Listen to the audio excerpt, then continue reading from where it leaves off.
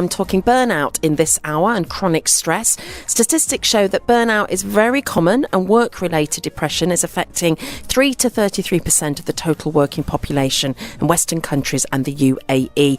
Welcome back to the show, Dr. Matser, neuropsychologist at German Neuroscience Center in Dubai Healthcare City. Good afternoon to you, sir. Good afternoon. And welcome back. Yes. So you've been in the Netherlands. Were you in the Netherlands? Yes, I'm here two weeks in a month and 2 weeks in the Netherlands. And we are carrying out programs on people who have a never-ending fatigue or have some problems with their thoughts that they... and we're setting up now the practice here in Dubai. And I'm very okay with it. You're happy about it. Excellent. Well, last time we spoke, we were talking about your work. You've done a lot of work with, football clubs, FIFA, Chelsea FC. You've worked with renowned coach Jose Mourinho, and we were talking about talent and gifted, and recognizing that kind of talent in the young or even older, and how to harness it and manage it. And interlinked with that conversation, we touched on how sometimes people in high performance areas suffer from depression. Now, today we're talking about burnout. We're talking how that can apply to anybody.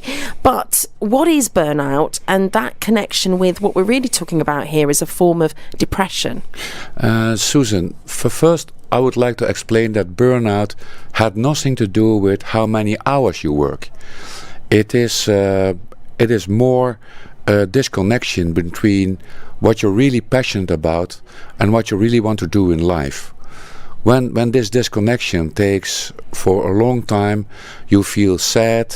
You will develop signs. Your immune system is going down. You have more colds. You're feeling like you have the flu. You have the flu, or you memorize things worse.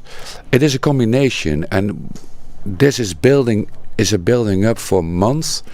And then you only can wait till you hit the wall, and when you hit the wall, it goes at once, boom, and then you are knocked out, and then you're really knocked out for some weeks, months, and it can be very cruel to your career.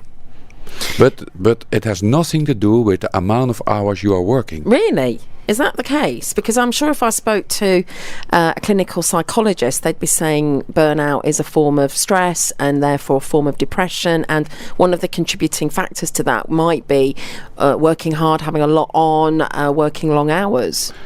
When you work long hours and you don't like it, then you are in the hit zone. I work with the best piano players in the world. With people who are really capable of doing something on a very talented level, and they are never burned out. They follow their desire. A friend of mine, Andre Gallo, he has to play now 20 concerts in 30 days. Can you imagine what kind of stress this is? He travels to the United States, but he loves it. And when he's on his bed, he has the tiredness like he was chopping wood for the whole day, and he can sleep. But he's not pondering about negative issues. And he is energetic when I call him. He has plans. He wants to do something for the future. So he has a tomorrow. When you have a burnout, you don't have a tomorrow. You only want to sleep. Where does this term come from, burnout? What's the background to this? I think it is the never-ending fatigue, which is the most common. But I mean, just historically, where we'll get to that. But within science and the sort of terminology, where does it stem from? Actually, it's not so very old, Susan. We started to really look at it in the 70s. It's not something like, for example, the work of Freud, in which you look at anxiety, and later on Carl Rogers. It's not this development. It is only in the 70s when the package of symptoms were described, and then later on there were really some very good scientific lines on that. And what most catched me is that burned out is maybe a matter of the mind, but this is caused by physical issues. When you are working what you don't like, the system responds with high levels of stress hormones. And those stress hormones will kill you in the end. Okay, so we're going to talk about that in more details and understanding. It's to do with the physical, the physiology, the hormones, possibly how you respond to stress. But it's interesting to see that areas where you will see burnout is in the medical profession, doctors. There's certainly a lot of news stories at the moment coming out of the UK. We're looking at stories in The Independent, The Guardian, the United Kingdom's National Health Service, which provides free health cover to the population, is seemingly the envy of the world, but has recently seen the first UK doctors' strike for 40 years, and more to follow later on this month. 54,000 junior doctors feel demoralised, devalued and dejected because of the introduction of new longer working hours and contracts. Put simply, doctors are leaving in their droves, and the NHS currently faces 1 in 5 people leaving during their training. Burnt out doctors are making life-threatening mistakes because of overwork and low morale. So kind of echoing what you're saying, in that if their working conditions are not ideal, they're going to feel unhappy about that, feel demoralised about that, and that contributes to this leading to burnout. Susan, I work as a doctor in the Netherlands as well, which is very comparable with UK. You have to understand that when you work as a doctor, you made a decision in your life that you want to do medical issues for people. But now you do medical issues for insurance companies. There is a load of paperwork what you have to fill in. Also the legal things which you have to take care of. This is a complete organization. I can tell you, for example, I work as a doctor and I see my patients, and I need 3 people in the administration to do the paperwork. And that is really adding on what you're already doing, which is already exhausting. But that is your passion. As a doctor, you would like to heal patients, and you like to listen to their stories, and you like to make them better. That is your passion. But your passion is not filling all those papers and the enormous pressure from the insurance companies who tells you what to do. Eye on Health, and talking about burnout, and focusing on this very interestingly with Dr. Matser, who's a neuropsychologist at the German Neuroscience Center here in Dubai Healthcare City, bringing an absolute wealth of experience in the field of the brain, the cognitive development, has been a pioneer in the field of concussion and sports injury when it comes to head injuries. Last time he was here, we were talking about talent and being gifted. Today, looking at and exploring burnout and how we respond to stress, or as doctors highlighting, isn't always about working long hours. It's about how you feel. Are you in the right job? Are you doing what you're passionate about? Now, we've got a clip here. Let's have a listen to this story from somebody that suffered from burnout.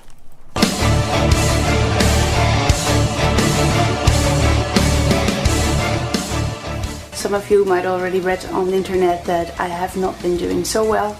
I'm sick. I'm having what they call a burnout.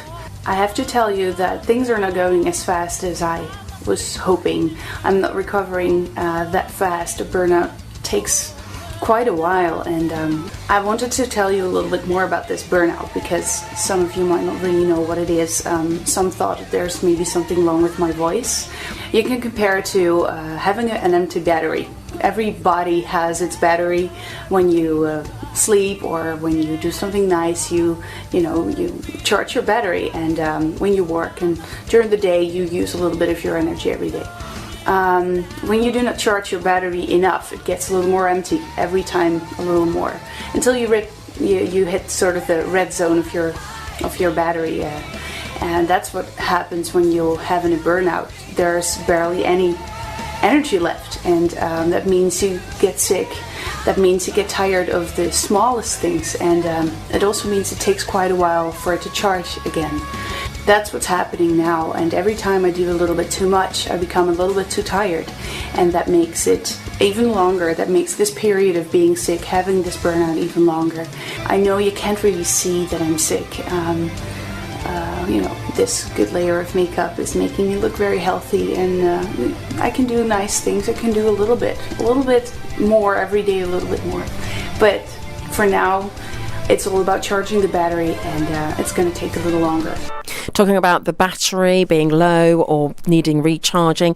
Now, this that was a message from singer-songwriter Floor Jansen, who's the founder of the Dutch progressive metal band Revamp, hence the music playing in the background. Now, Dr. Matser, does that sound familiar, what she was talking about, how she was feeling and some of those symptoms? I think that we have to understand that a burnout is a disbalance in your hormonal system. We have a thermostat in our head which regulates everything, and with too much, it's very simple to understand. When there's too much viruses, too much bacteria, too much heat, too much cold, then the system goes on. And the system, the hypothalamus, connects with the pituitary gland, and then it secretes a kind of precursor hormone.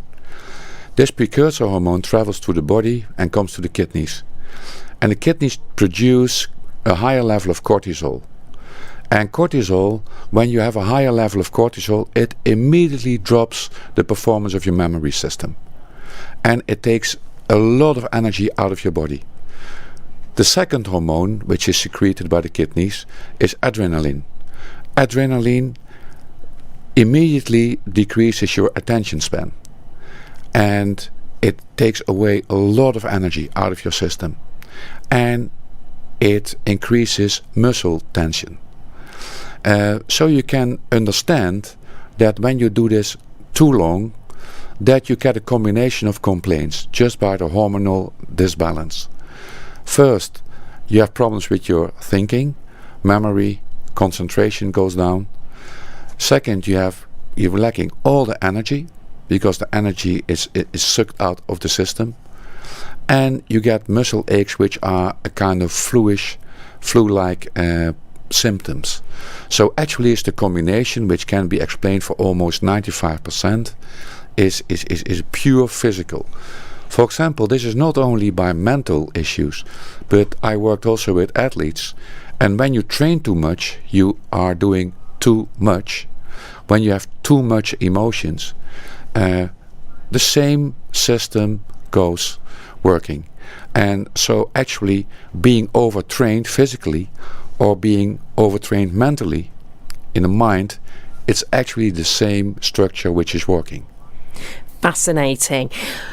You mentioned before that this is a relatively new term from the 1970s. It was first used by Herbert Freudenberger in the mid-70s, and since then, lots of scientific models have been developed to understand burnout. Would you say, we've got the statistics here, 3 to 33% of the total working population in Western countries and the UAE suffer burnout. Is it something that you see on the increase, or is it just having more knowledge and more research in this area?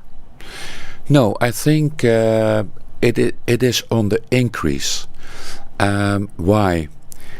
I think that from the society there is a bigger push, and that social interactions are less valued, and to work in a team, and that you are working more egocentric. And what does that really mean when you say egocentric? I think that that working in a group and be covered by rules, and that people take care of each other, it's very important in preventing burnout. Also, people have to learn, while you say the numbers of 3 to 30%, that means that 1/3 of a company is too tired to work. And it is not the tiredness what you have after wood chopping or after running. Then you can sleep. But it is the combination that you are pondering with negative thoughts. So when you are overstressed and when you are too long fatigued, then another system goes down. That is the serotonin level in your brain. Serotonin is needed to have a good information processing. And what happens when it goes down? Your thoughts get negative. And you cannot stop your thoughts.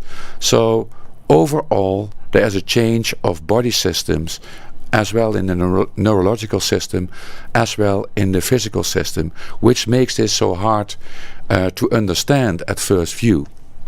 We'll pick up the conversation when we come back and find out, recognising the signs early, but also how to manage burnout if it's coming your way, if that's what you're going through, and what the long-term health ramifications might be if you suffer burnout. So stay with us. Dr. Matser, neuropsychologist at the German Neuroscience Center, based here at Dubai Healthcare City. Just one of the areas he helps people with. And interesting, we use that word very freely, stress, and we say burnout, but to understand what's actually happening to the body physically or within the brain, and you've been describing that to us, Doctor. Just to come back on one of the messages coming, in fact a couple of messages in to share with you. Jerry's asking, how does this relate, or if at all, to PTSS? PTSS is actually a memory disturbance. Your memory system is loaded with too much emotional information, so it doesn't stop working. But this is a negative thought. You saw something terrible, or you experienced something terrible, which pops up in your mind all the time. So is this post-traumatic stress? It's post-traumatic stress syndrome. When stress pops up all the time in your mind, it goes to the too much, what I explained earlier, and then you get, for example, the same hormonal response, which takes away the energy, which creates a lot of physical symptoms, and also you have memory problems. So one thing you can remember very good, the bad thing, and the other things which are good you can remember very bad. So actually it is a system where the memory system with negative information is overloaded, which is creating a constant stressor. So when I was here saying my husband wakes up really early, about 4 a.m, and thinks about work, life, etc. He can't get back to sleep. He just thinks that this is normal, a part of getting older. But could it be hormones for him?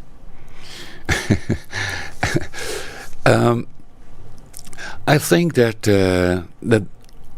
after 25 years of working, Susan, I think that life is a very complex game.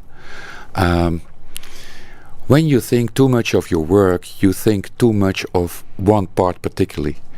I think we are social creatures, and going along with each other, having fun with each other, enjoy nature is also a part which should be incorporated in your life.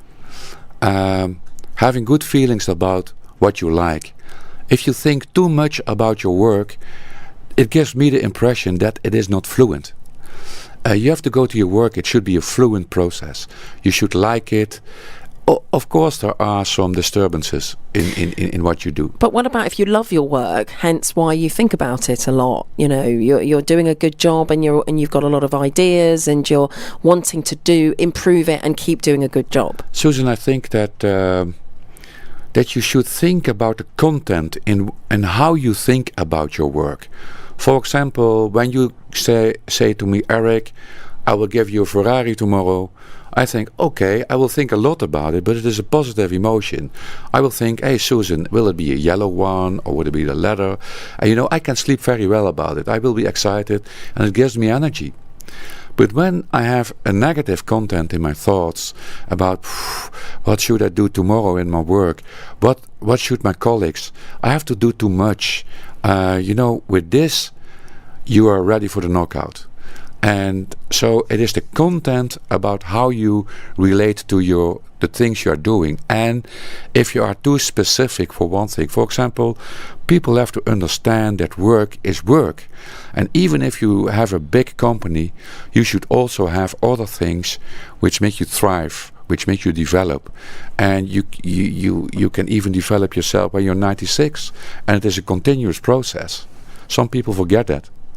Yeah, and I guess what you're saying is that if you're thinking about it at 4 o'clock in the morning, that's a red flag to suggest that something's not quite right. Yes. Yeah, there are times to be thinking about work and being productive, and not at 4 o'clock in the morning when you should be sleeping, and your body needs to sleep. So managing it, preventing it, or indeed if you go into if you call it that, a full-blown burnt out state as a human being, how do you treat it? It is complex, Susan. It is not that you say I can deal with this in 3 talks with a psychotherapist. Let's look at entrepreneurs. you make a decision in your life that you will not go in the box, but you are having a personality, you have a motivational status in which you make the decision, I go out of the box and I'm going to do something in the world. When you are in the box, you are guided by 9 to 5. There are a lot of rules who protect you from overworking. But when you go out of the box, you have also a kind of mentality. Most of those people want to have control over themselves and over their environment. Most of the people are very analytical. They can take a punch. They have a big bounce back system. And they think out of the box. Can you imagine when you put this energy in the world? It is not fluent. You will have a lot of resistance. And because you can take the blows, you are at the risk for that you lose too much energy.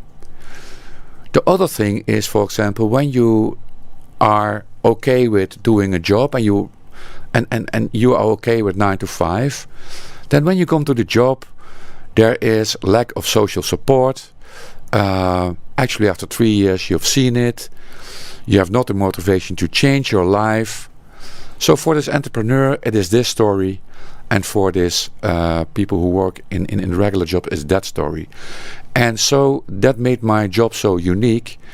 For everyone, there's a unique process what made them to hit the wall and that they developed a clear burnout. And underlying all of that is this idea that you're not actually doing what you really want to do or what you really truly are passionate about or really like. So being able to identify that. But if your body is physically responding to burnout, so you'll have that fatigue, that weariness, that can't be bothered feeling as a consequence of what's happening to you physically, as you described earlier with regards to, the effect on the kidney and the release of certain hormones and how that sort of draining feeling, that draining of energy. What do you do to recover? I mean, you can psychologically work on that. Is it once you psychologically have worked on that, all the physical symptoms will change? It is the combination. First you have to tell someone, okay, I understand your complaints. Because most of the people have visited a lot of doctors, neurologists, internal medicine, because something is wrong with me and I'm not feeling okay. You have to think about cancer when people are always tired, right? So when that is ruled out, then they come to me. So we lost another 6 weeks.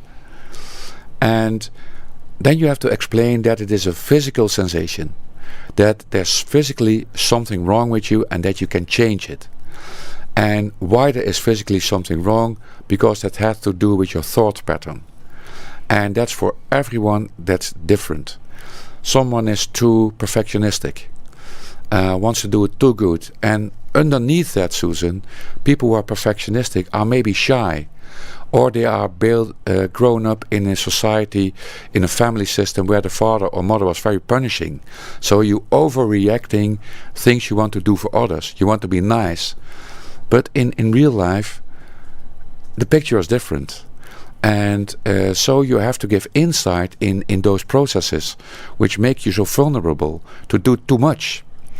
And when you understand that, then you have to make the change.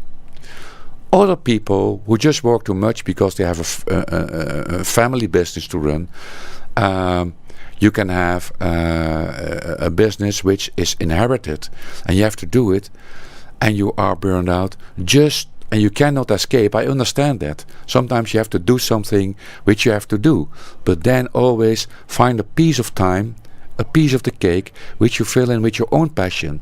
And that passion is mostly in nature, in walking, in social environment, in a TLC environment. And you have to make time for that. A very good friend of mine was the dean of a very well-known university. And when he felt up that he said, okay, now I will go to the pressure cooker level, then nobody could find him for 10 days. You can say, this is impossible for a CEO to do that. But he said, it's my body, and when I'm knocked out, nobody You're no good to anybody. Yeah, that's bad for anybody. But then he took his plane. He only has his cycling outfit with one credit card, and he cycled in Mozambique for 10 days. Nobody could find him, only his wife and his children. So this is maybe a ridicule example, but it is an example. And this guy never became burned out. Find your passion. Find what really makes you tick. And that is what you have to learn in life. Find what really makes you tick. And recognize those pressure points, those points where you might feel yourself changing, responding, reacting, and be able to pull back. All the people know the picture of Leonardo da Vinci about the body, with the stretched arms. When you have problems in stretching your arms like that and your neck, just do it every day. And when you cannot do it, you have too much stress. It's very easy. When someone lifts your arm and let it fall, it should fall. And when it is stiff, you have too much stress. When your memory is going down, red flag. When you are too tired and you did not wood chopping for 6 hours, red flag.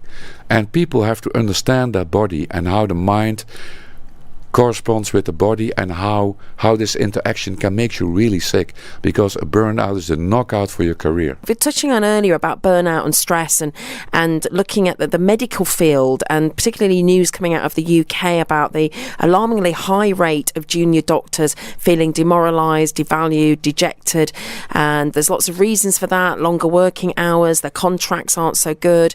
54,000 junior doctors reported in one of our reports from the Independent and Guardian newspapers. That's one industry that seems to have high rates of people suffering from burnout. Another study of 500 IT administrators by Opinion Matters, released in April of 2015 across various firms, revealed that 72% of respondents were stressed, 67% considered switching careers, 85% that said their job intruded on their personal life, and 42% said they lost sleep over work. The Telegraph, UK's Telegraph, reporting that data from the Open University has found that British women, often working long hours as they attempt to rise through the office ranks, found that 3/4 of women are working too hard, 61% of women regularly do overtime, 8% working on extra 40 hours or more every month, a full working week. The result, that many are close to burnout. Interestingly, Dr. Matser has been highlighting the fact that it's not always about the hours that you're working, it's about your connection with your work, and are you doing what you truly like and what you're truly passionate about. Mona's texted in to say, I'm a doctor. I was so burnt out that I had all these weird symptoms. I thought I had MS. I was crying all day and night. I had an MRI. I had nerve conductions, all normal. All the tests came back normal from the neurology side. I was finally diagnosed with anxiety and burnout. I think that that is very good that a doctor come in, because she's telling us that from the medical perspective, from the scanning techniques, you cannot see it. And this has nothing to do with the hardware. This is the software. This is a software problem. And this doctor lost her way in her passion. She likes to treat patients, and maybe she's overwhelmed by something. I don't know, because she's just telling her complaints. But I would really like to talk to her about her software, about what are you passionate about in your job, and did you have enough time to be passionate about your job. And that is actually what you have to find out with someone who has those terrible symptoms. It's also important to highlight, we touched on it, but just to reiterate that, it's natural for a human being to have that flight or fight response, that stress response in certain situations, to have a rise in adrenaline from time to time. But it's how often you're having that response. And if you're never recovering or coming back down from that response, this is where it can build up and create all of the symptoms we've been talking about to do with burnout. People are trained to go to walk up the mountain, but people are not trained to walk down the mountains. and that is what really belongs to life. It is a complex issue, and that is what we learn people in the program, that you have to relax, but it is not that you have to do yoga all the time, but you have to find something what you really like, and that life is a beautiful issue. It's a beautiful travel, and you have to find it, and you are coached by people in work who wants you to stress on that you have to make money, you have to do this, you have to do that, but also you have to learn people that of course you have to do something, you also have to find yourself, and that's what we have lost. And we have a kind of program in which people can relearn themselves, so it can be used for prevention, but it also can be used to heal yourself. So this is the Phoenix program. Yes, we call it the Phoenix program because it's really you hit the wall, you come from zero, and we try to rebuild you in a very short period. Because when you understand what it is all about, that you understand that when you lost passion, when there is a disconnection with yourself, that it is a software problem, and that it is related to a physical situation which makes you very ill, then people have the power to continue. And then you have to find your own life. What you have to find in our program is your own uniqueness.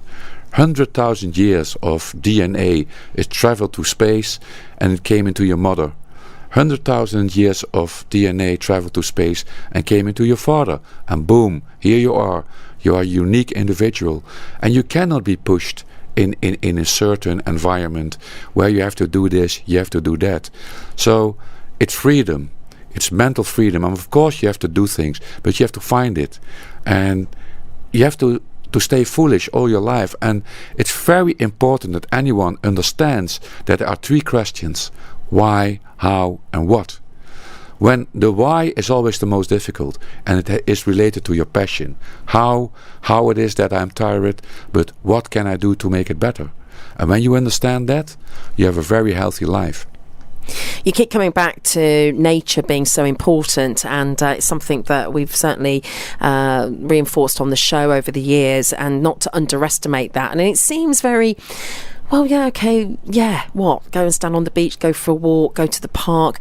But really, we are, as you know, it's so beautifully how you've put it, how we are here, but we are connected to nature. We are part of nature. So we need to be around nature as much as we possibly can.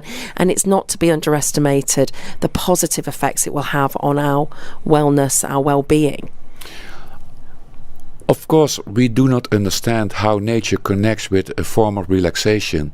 But when you do a mountain hike, you always wondered about nature and how everything is fixed together.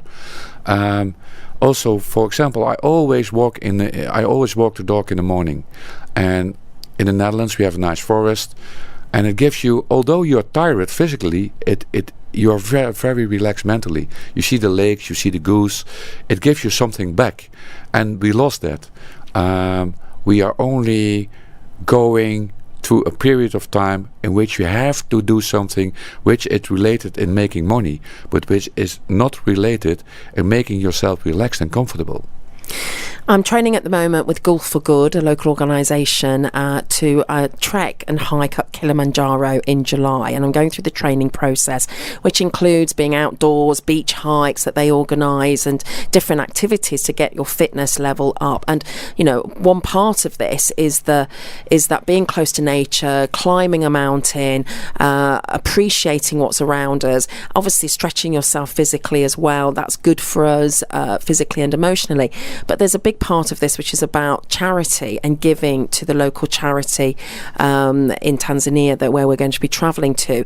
The significance of that psychologically with regards to what happens to a human being when they have given something rather than taken something. I think, Susan, that it is very important to understand that when you have empathy for someone else, that the other one who feels understood, that he becomes better. And that's a very difficult to understand, that when you really understand someone, that the other one is getting better. And that's, of course, the work of Carl Rogers, which was done in the 60s. But it is a breakthrough in how we have to understand that we are a social individual. And that you have to have a social interaction with others to stay fit. And to stay healthy. Dr. Matser, neuropsychologist at the German Neuroscience Center in Dubai Healthcare City. As always, thank you very much for talking to us today. Thank you. Talking about the Phoenix program there as well. We've put all of Dr. Matser's contact details up on the Dubai Today page. On the health page there as well at DubaiI1038.com, there's a list, tips and advice when it comes to